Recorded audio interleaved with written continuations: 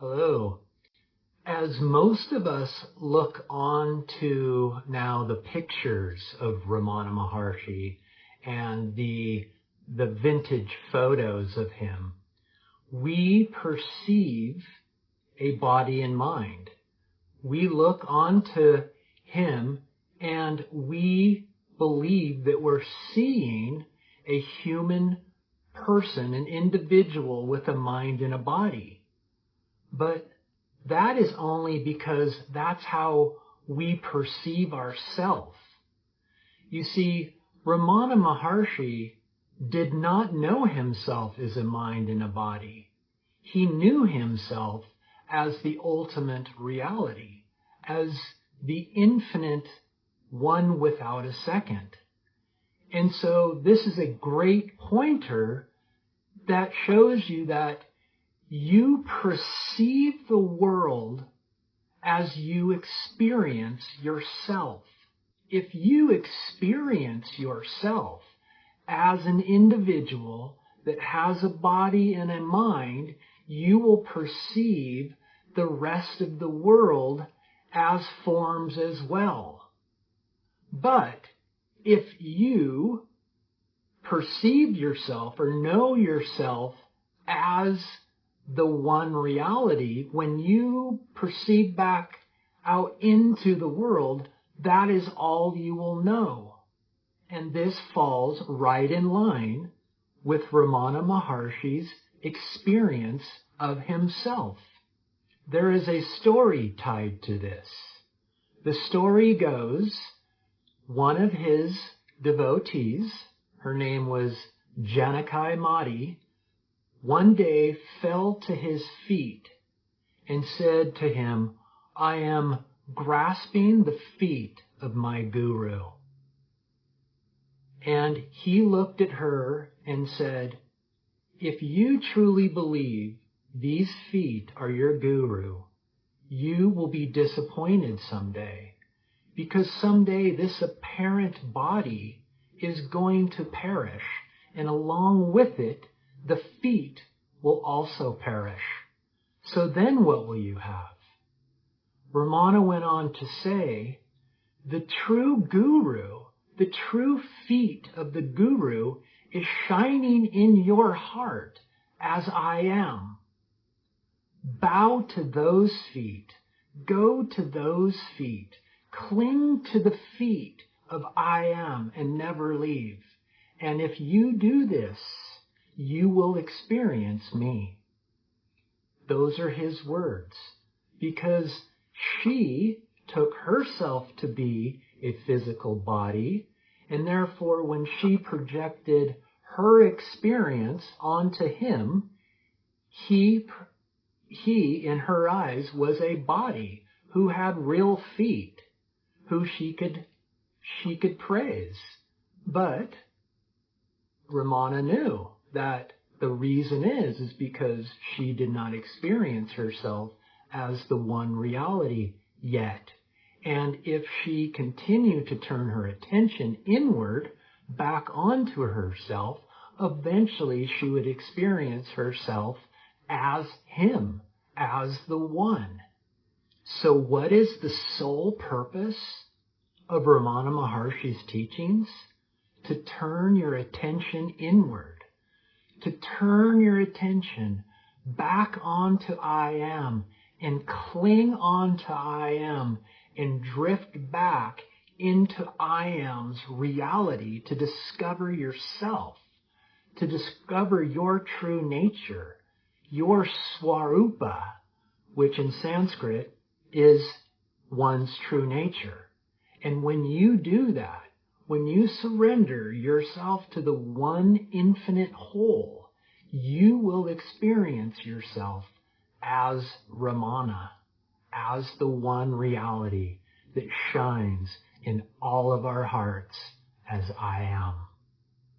Take care. There's a sentence that I always come back to, and it's really the underlying message of even like Ramana Maharshi. Because everybody, they would look at somebody like Ramana Maharshi and they would see a body. The only reason they saw a body because they believed themselves were a body. And this body projects a three-dimensional world. So when you look onto somebody like Ramana Maharshi, because you're a body, you see a body.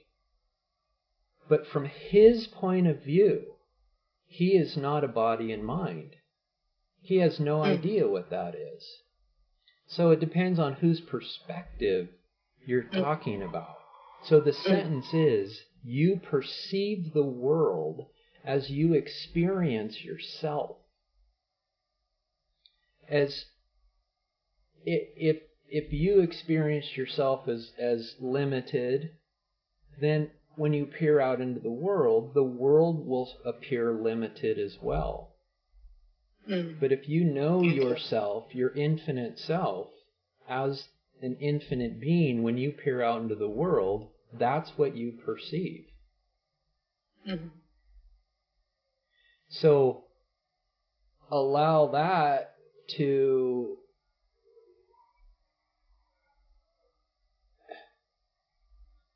allow yourself to rest into that understanding.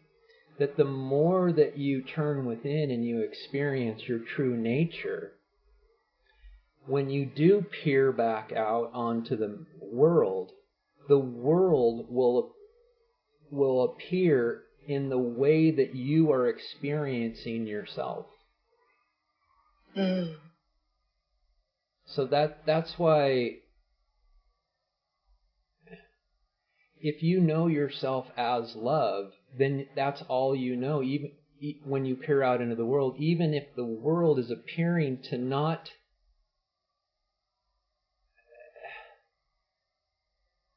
it's doing negative things, but all you know is love.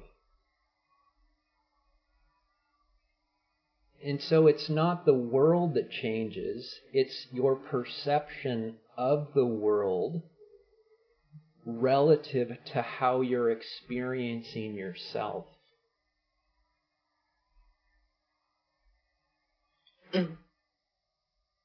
That's why you might hear some teachers say, you are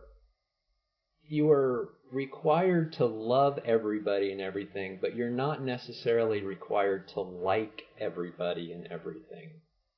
Because the world is still going to be doing what it does. There's still going to be the duality of it, the evil and good. But that doesn't mean that you can experience its underlying nature of love as yourself. Because the manifestation works from, it's an outward projection. It comes through you, through your body and mind, and it projects its three-dimensional projection into the world. So you get to choose how the world is filtered. If you are not liking yourself, when that projects itself, it's going to pick up the negativity of you before it projects the world. So if you are experiencing yourself as love, it's going to come through, it's going to pick up the love and project itself as love. Even though the manifestation is in a realm of duality. So the more you rest into yourself and you experience yourself, you'll start to understand this directly in your day-to-day experience of the world. Because the world itself will lose its edge. And it's, again, it's not the world losing its edge, it's you experiencing the love of yourself more and more. Reminder that I do give free one-on-one non-duality sessions for those who are interested. You can go to my website, loveoutpouring.com, to book a time. Take care.